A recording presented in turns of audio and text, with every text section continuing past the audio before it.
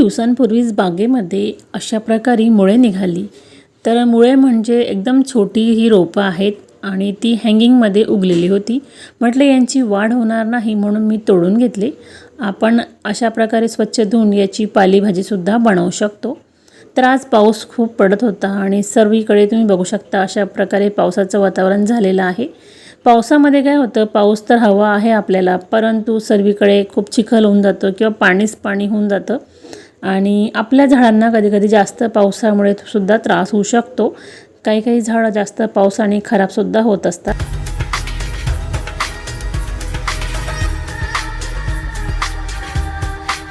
तर आजचा हा व्हिडिओ बाळकृष्ण यांची जयंती आहे आणि मी कशा प्रकारे साजरी केलेली आहे, त्यांच्यासाठी कोणकोणत्या वस्तू खरेदी केलेल्या आहेत, त्याचबरोबर घरासाठी सुद्धा काही वस्तू खरेदी केलेल्या आहेत, अशी बरीचशी माहिती आजच्या या व्हिडिओमध्ये आपल्याला बघायला मिळणार आहे।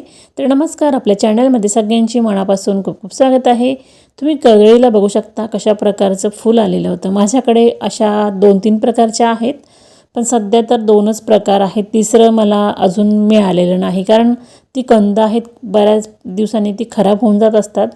जास्वंदाला सुद्धा बरीच फुलं आलेली आहेत आणि हे सुद्धा फूल बघू शकता। तर पावसाचे दिवस इतके सुंदर असतात ना, तर आपल्या झाडांना अशा प्रकारे फुलं यायला सुरुवात होत असते। सर्व वातावरण अगदी प्रसन्न करणारं असतं। तर हे सुद्धा पार्सल 1-2 दिवसाआधी आलेलं आहे। तर मला तर ही वस्तूसुद्धा खूप आवडली, कारण जे मनामध्ये मी ठरवलं होतं की ऑनलाईन हे मागवायचं आहे आणि ते मागवलेलं आहे आणि खरंच ते आल्यानंतर अगदी छान आहे आणि मजबूत आहे। आपण म्हणतो ना की टिकायला पाहिजे, तर तसंच आहे। तर ही धूपदाणी आहे, आपण याच्यामध्ये बरेचसे प्रकार करू शकतो। तर मी एखाद्या शॉर्ट व्हिडिओमध्ये तुम्हाला दाखवेलच आपण कशा प्रकारे हे वापरू शकतो। तर आज तुम्हाला दाखवणार आहे आम्ही आणल्यानंतर हे कसं फिटिंग करणार आहे। तर बघू शकता अशा प्रकारचं आहे ते आणि खरंच मला ऑनलाईन जेव्हा बघितलं तर असं वाटलं की छोटं असेल, पण नाही, भरपूर मोठं आहे। त्यामध्ये तुम्ही बघू शकता याला स्क्रूपासून ते धूप आणि एक मेणबत्ती असं सर्व काही मिळालेलं आहे। तर अशा प्रकारे आम्ही ड्रिल मशीननी हे आदल्या दिवशीच आम्ही असं लावून घेतलं की म्हटलं चला आता आपल्याला हे कुठे फिट करायचं आहे, कारण आता घरामध्ये आपल्या ज्या वॉल असतात तर प्रत्येक वॉलला काही ना काही लावलेलं असतं, पण एंट्रीलाच खरं मला लावायचं होतं। तर मला खरं तर देवांच्या फोटोजवळ लावायचं होतं, साईबाबांच्या, परंतु ते अगदी येता जाता लागलं असतं, म्हणून म्हटलं चला आपण ह्या साईडलाच लावूया। तर अशा प्रकारे आम्ही एंट्रीला पूर्व आणि ईशान्य कोपऱ्याला हे लावलेलं आहे। तर बघू शकता त्यानंतर थोडी खरेदी केली, ते म्हणजे खरं मेन एंट्रीला माझ्याकडे पायपुसणे आहेत, पण काय झालं आता काही पावसामुळे खराब होऊन जातात, तर म्हटलं ते आणलेलं आहे आणि अशा प्रकारे कापड आणलेली आहेत आणि बेडशीटसुद्धा घेतलेलं आहे। तर व्हाईट कलरचं जे कापड आहे ते पडद्यासाठी आणलेलं आहे आणि अशा प्रकारे गाऊनसुद्धा घेतलेला आहे। तर ज्यावेळेस गेली तर गाऊनसुद्धा खूप सुंदर सुंदर होते। तर छोटीशी अशी खरेदी केली। त्यानंतर फुलं, आजचा दिवस आहे तो म्हणजे गोकुळ अष्टमी। पण प्रत्येक सण हा चांगल्या प्रकारे साजरा करत असतो, तर आपण ज्याप्रमाणे आपल्या घरामध्ये स्वच्छता नीटनेटकेपणा ठेवू तर आपल्याला तो सण नक्कीच चांगला वाटत असतो। तर अशा प्रकारे मी सकाळी सकाळी बेडशीट वगैरे टाकून दोन्ही कॉटवर टाकली आणि अशा प्रकारे स्वच्छता केलेली आहे। त्याचबरोबर याचं कापड तुम्ही म्हणाल तर अगदी छान आणि कॉटनचं आहे। तर अशा प्रकारचा कलर का घेतला, कारण मळखाऊ कलर आपल्या रूममध्ये बरोबर वाटत नाही आणि एकदम फ्रेश कलर म्हणजे व्हाईट घेतला तर तो सुद्धा डल होतो लवकर।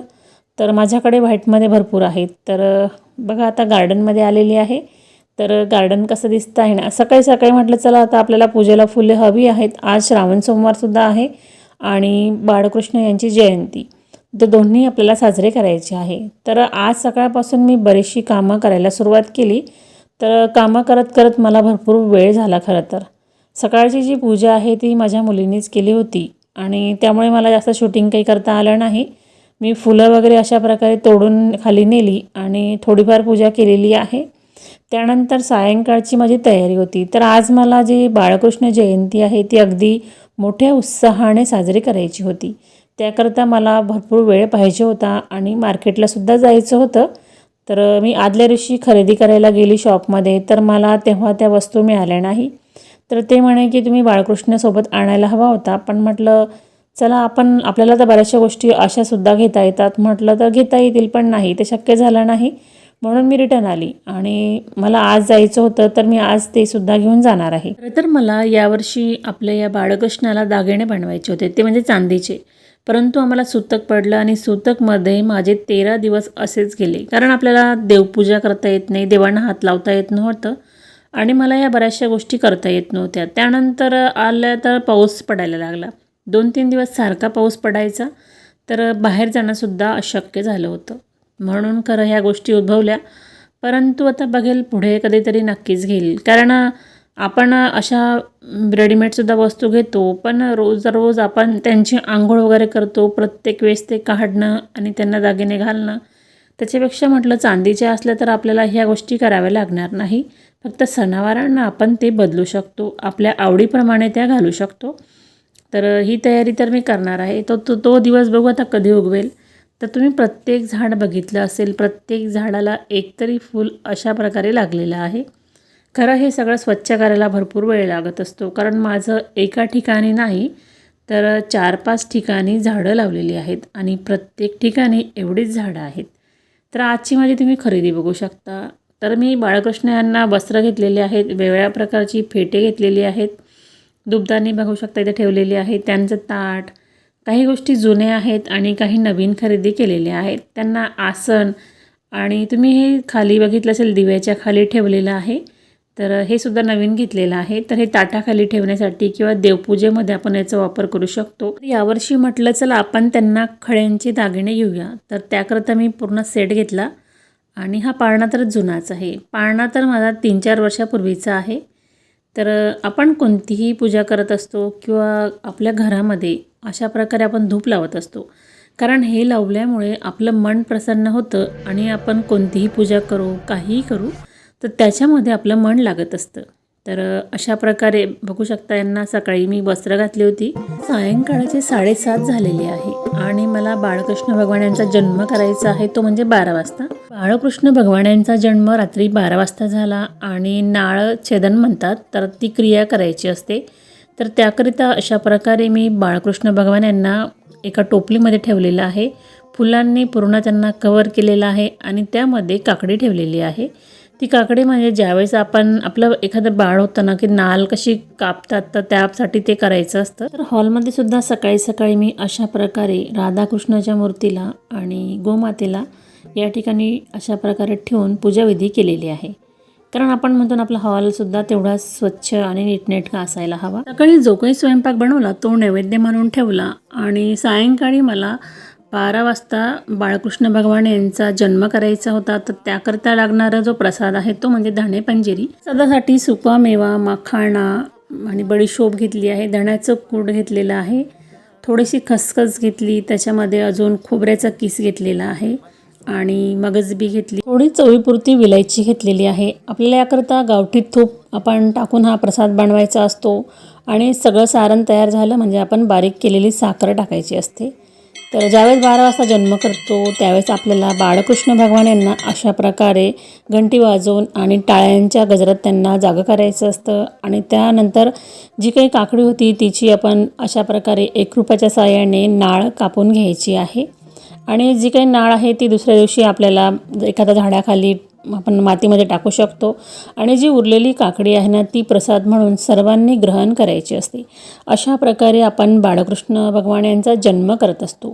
त्यानंतर जी फुलं आहेत ती फुलं आपण डेकोरेशनमध्ये वापरू शकतो किंवा निर्माल्यामध्ये सुद्धा टाकू शकतो आणि अशा प्रकारे मी छोटा आणि मोठा बाळकृष्ण भगवान यांना एका तांबणामध्ये घेतलेला आहे. आता याच्यानंतर आपल्याला यांना पंचामृताने स्नान घालायचं आहे. तर तुम्ही बघू शकता रात्री 12 मला तर खरं 12:15 12:30 होत आले होते ही पूजा सुरू केली, तर 12 नंतर जन्म करायचा होता. अशा प्रकारे पंचामृताने आणि शुद्ध पाण्याने त्यांना अभिषेक केलेला आहे. वर्षातून येणाऱ्या सणाचे आपण स्वागत करत असतो. तर आज बाळकृष्ण भगवान यांचा जन्म आहे, तर अशा प्रकारे त्यांची सागर संगीत पूजा इथे झालेली आहे. त्यानंतर मी जे काही वस्त्र आणलेले होते, वस्त्र दागिने त्यांना आता घालणार आहे. त्यांचा साज शृंगार करायचा होता आणि त्यांना अशा प्रकारे आपण सर्व दागिने घालून त्यांना सुशोभित करायचं होतं. आणि बघू शकता अशा प्रकारे जे वस्त्र आणलं आहे ते खाली ठेवलेलं आहे. इथे त्यांची आधी पूजा करून घेतली. त्यानंतर मी बाळकृष्ण भगवान यांना झुल्यामध्ये ठेवलेलं आहे.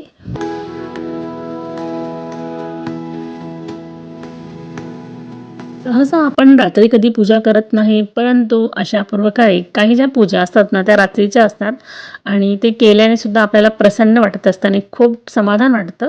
आणि खरंच मला आता 1:30 वाजला, कारण इतक्या वेळ मी पूजापाठ आणि अशा प्रकारे मोबाईलमध्ये थोडेफार गाणे लावून दिले होते आणि त्यांना झुला झुलत होते. तर असं वाटत होतं की आपण आता इथून उठूच नाही. नैवेद्यामध्ये तर बरेच प्रकार केले जातात, परंतु मी काही इथे मिठाई ठेवलेली आहेत आणि जी प्रसाद बनवला होता मी धाणे पंजिरी तो ठेवलेला आहे आणि श्रीखंड. ही पूजा जर आपली मनासारखी झाली तर आपल्याला सुद्धा खूप समाधान वाटत असतं. आणि अशा प्रकारे रात्रीची ही मी केलेली पूजा तुम्हाला कशी वाटलेली आहे कमेंटमध्ये नक्की सांगा. त्यामध्ये आणखी सांगायचं म्हटलं तर राधाकृष्णाचा जो फोटो आहे तो फोटो नसून एक पत्रिका आहे. आणि ही जी पत्रिका आहे ती मी तर बऱ्याच वर्षांपासून सांभाळून ठेवलेली होती आणि म्हटलं तिला आपण फ्रेम वगैरे करूया, परंतु जी फोल्ड असते फोल्डमुळे त्याला फ्रेम करता येत नव्हतं एवढं. तर मी अशीच ठेवली यावर्षी. तर बघेल जेव्हा मला वेळ मिळेल तेव्हा मी तो फोटो तयार करेल. त्यानंतर आता सकाळ झाली म्हणजे दुसरा दिवस. आज आहे गोपाळकाला. तर जी पूजा मांडणी केली होती ती अशा प्रकारे धूपदीप लावला आणि पूजेची सगळी मांडणी उचललेली आहे. तर बाळकृष्ण भगवान यांची तुम्ही बासुरी बघू शकता. मला जे पंखे आहेत ते घरी बनवायचे होते, परंतु वेळ मिळाला नाही म्हणून मी अशा प्रकारे हे 2 खरेदी केलेले आहेत. मेटलचे आहेत, दिसायला सुंदर आणि पॉलिशसुद्धा छान आहे त्यांची. त्यानंतर हा फेटा आहे, हा सुद्धा नवीन घेतलेला आहे. त्यानंतर हा पाळणा बघू शकता. तर हा पाळणासुद्धा मी डेकोरेट केलेला आहे. 3-4 वर्षापूर्वी घेतला, अगदी साधा आणि सिंपल होता. बघायला आवडत नव्हता म्हणून म्हटलं चला आपण यालासुद्धा डेकोरेट करूया. तर अशा प्रकारे काही कागदी फुलं आणि रेडीमेड पानं फुलं लावून याला डेकोरेट केलेलं आहे आणि लेसचा वापर केलेला आहे. तर आज म्हटलं चला आपल्याला गोपाळकाला करायचं आहे. आपले नित्यनेमाची देवांची पूजा करूनच करायचं आहे. तर टेरेसवर फुलं तोडण्यासाठी आली होती. तर म्हटलं आज वातावरण बघू शकता कशा प्रकारे झालेलं आहे.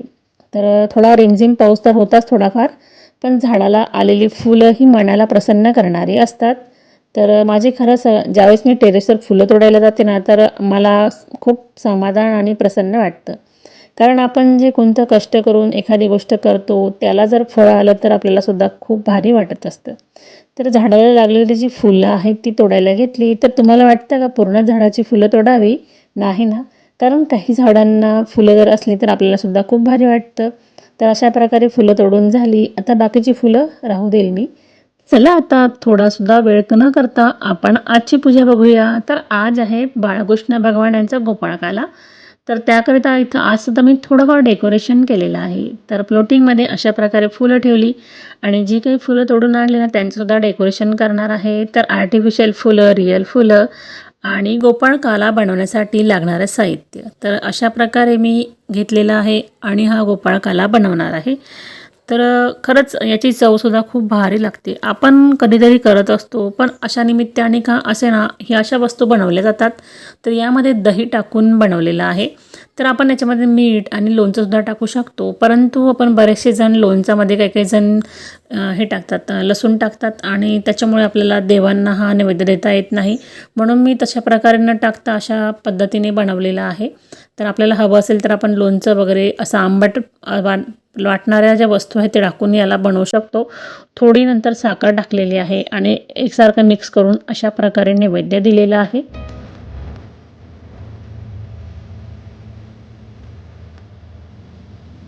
आजचा सुद्धा गोपाळकाला खूप सुंदर झालेला आहे आणि अशा प्रकारे सागर संगीत इथे पूजा झाली. तर आज मी धूपसुद्धा लावलेला आहे, तर वेगळ्या ह्याच्यात लावलेला आहे. तर तुम्हाला आजचा हा व्हिडिओ कसा वाटलेला आहे कमेंटमध्ये नक्की सांगा. तुम्ही जर आपल्या चॅनलवर नवीन असाल तर चॅनलला सबस्क्राईब करा. तुम्हाला व्हिडिओ थोडा जरी युजफुल वाटला असेल तर लाईक शेअर करा.